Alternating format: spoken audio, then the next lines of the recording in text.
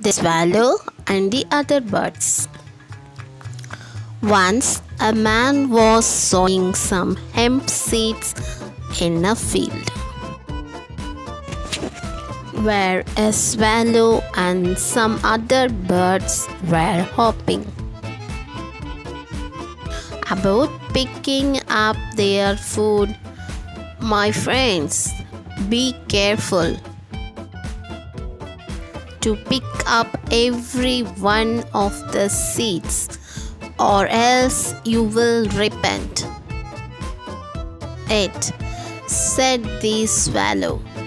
The birds paid no attention to the swallow's words. In a few months, the hemp grew up and was made into cord, and of the cords nets were made. The result was that the birds that